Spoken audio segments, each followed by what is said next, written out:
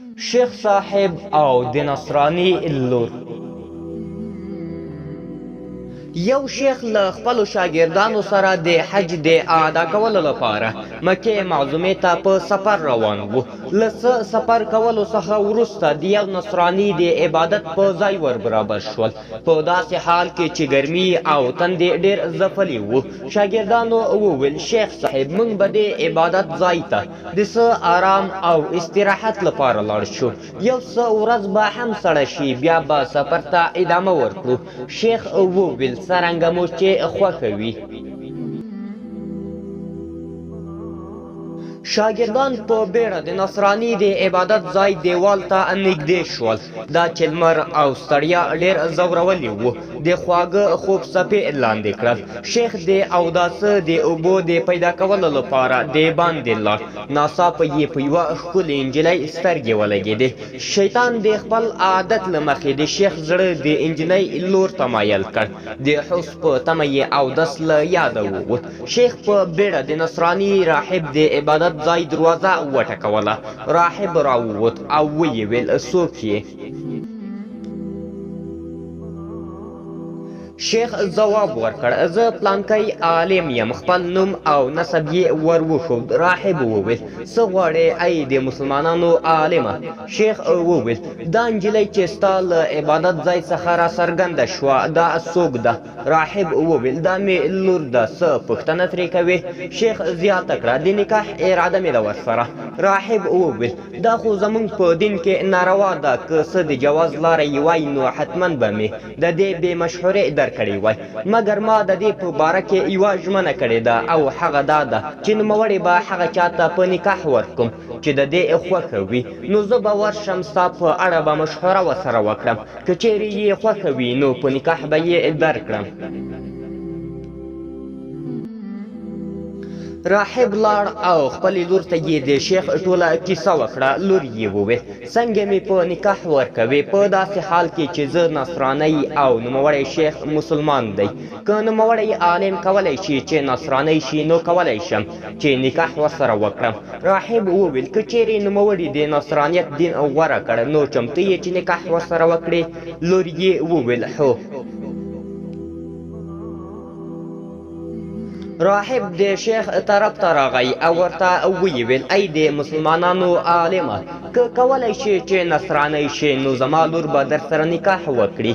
شیطان د راهب د لور مخ شیخ ته د جنتي حورې په څېر څرګند کړی و. دا هر څه د شاګردانو په نشتون د هغوی د خوب پر مهال وشول. شیخ په لوړ اواز وویل ما د اسلام دین وغورځوو او ستا په دین نصرانیت کې داخل شوم. نجلۍ وویل دا د اسلام بایلل د یوازې له ما سره د پیوستون یوه نښه وه، اما مهر مې لا پاتې دی. ته راته ډېر بېوزله ښکارې، نو زه له تا څخه د مهر په بدل کې یوازې دا غواړم چې پوره یو کال زما خنزیران په صحرا وسروې. شیخ وویل دا هم منم، خو زه هم یوه غوښتنه لرم او هغه دا ده چې ته به رانه مخ په بله نه اړوې تر څو سهار او ماښام ستا د مخ ننداره وکړم. نجلۍ ومنله. شیخ هغه جوړ شوی لرګی کوم به یې چې د خطبې پر مهال ورباندې تکیه کوله د خنزیرانو د شړلو لپاره راواخیست. شاګردان چې کله له درانه خوب څخه راویښ شول د خپل شیخ په پیدا کولو شول، خو پیدا یې نه کړ. له نوموړي راهب څخه یې د خپل شیخ پوښتنه وکړه. هغه راهب د شیخ ټوله کیسه ورته بیان کړه. شاګردانو چې کله کیسه واورېده هک پک حیران شول، ځینې بېهوشه، ځینې په چیغو او نارو، ځینې ډېر د خپل شیخ په دې ورپېښ ناورین خفه شول. یو شاګرد وایي د صحرا په لور مو د شیخ د پیدا کولو پیل وکړ.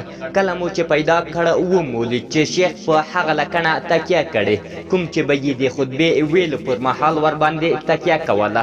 اوس یې د خنزیرانو د شړلو لپاره کاروله. ورته ومو ویل ای مبارک استاذه دا څه بلا درته لاره پیدا کړې چې له ورته برخلیک سره لاس او ګریوان یې. ورته مو د قرآن کریم، اسلام او حضرت محمد محمد صلی الله علیه وسلم مبارک د فضیلت غوره والی بیان کړ. له دې بدې لارې څخه مو د راګرځولو په موخه ځینې آیاتونه حدیثونه ورته بیان کړل تر څو له دې ناوړه عمل څخه لاس په سر شي او بیرته یې زړه د الله تعالی د سپېڅلي دین د منلو قدرت پیدا کړي. خو شیخ په قهرجنه لهجه وویل له ما څخه د نصیحت ژبه بنده کړئ. زه له تاسو په نوموړي الهي لارښوونو او نبوي علم ښه پوه یم. شاګردانو زیاته کړه په شیخ باندې د الله تعالی له لوري امتحان و. له ډېرو حسو سره بیا هم د خپل شیخ په بولو مکې مکرمې ته بریالي نه شو.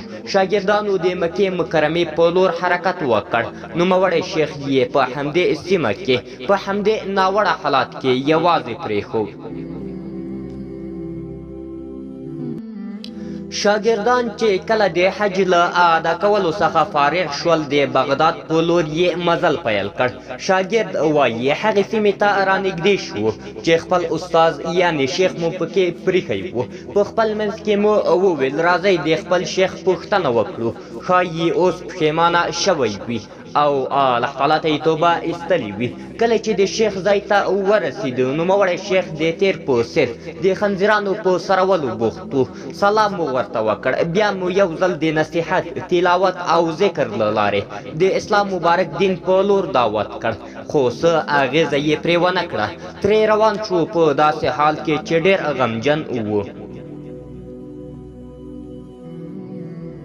شاګرد زیاته کړه او ویې ویل موږ د راهب له عبادت ځای څخه ډېر نه و تللي چې یو سیاحي مو تر سترګو شو. د راهب له عبادت ځای له لوري راڅرګند شو. د رانږدې کېدو پر مهال یې زموږ د تم کېدو هڅه وکړه. موږ هم څو شېبې تم شو. کله چې راورسېد ومولید چې زموږ شیخ ده.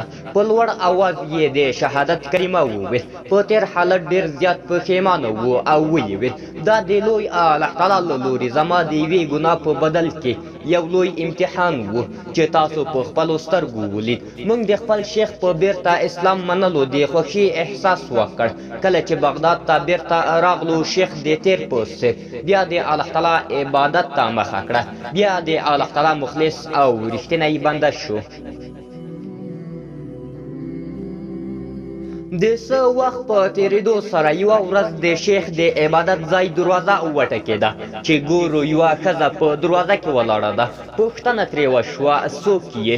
ښځې وویل شیخ ته ووایه چې پلانکی د پلانکي راهب لور راغلی او غواړي چې ستا په لاس اسلام قبول کړي. د شیخ له لوري ورته د راتلو اجازه ورکول شوه. کله چې ورغله ورته ویې ویل ای شیخه زه غواړم چې ستا په لاس اسلام قبول کړم. شیخ وویل څنګه دې د اسلام راوړلو هڅه وکړه؟ د راهب لور زیاته کړه او ویې ویل کله چې ته له ما څخه لاړې په سترګو مې توره تیاره شوه. خوب مې ولید چې علي بن ابي طالب رضی الله عنه راته 3 ځله وفرمیل له دین محمدي صلی الله علیه وسلم مبارک څخه پرته بل دین د منلو نه دی. نو دا دی راغلم ستا په حضور کې په لوړ اواز د شهادت کلمه وایم. شیخ هم د دې حالت په لیدو چې نوموړی د ده په لاس اسلام قبول کړ ډېر خوښ شو او د الهي سپېڅلي دین په رڼا کې یې ورسره نکاح وکړه. شاګرد وایي موږ له خپل شیخ څخه د هغې ګناه په اړه پوښتنه وکړه. شیخ راته وویل زه یوه ورځ په یوه کوڅه کې روان وم چې یو نصرانی په مخه راغی. ما ورته وویل لرې شه له ما څخه د الله لعنت دې در باندې وشي. نصراني راغبرګه کړه. ولې؟ ما ورته وویل زه له تا څخه غوره یم. نصراني راته وویل ته څه خبر یې چې له ما څخه غوره یې؟ که د الله تعالی د پټو رازونو کلیانې ستا په لاس کې دي. هغه نصرانی آخر ډېر پاک مؤمن او د الله تعالی مخلص بنده شو. نو ځکه الله تعالی زه له داسې سختې ازموینې سره لاس او ګریوان کړم.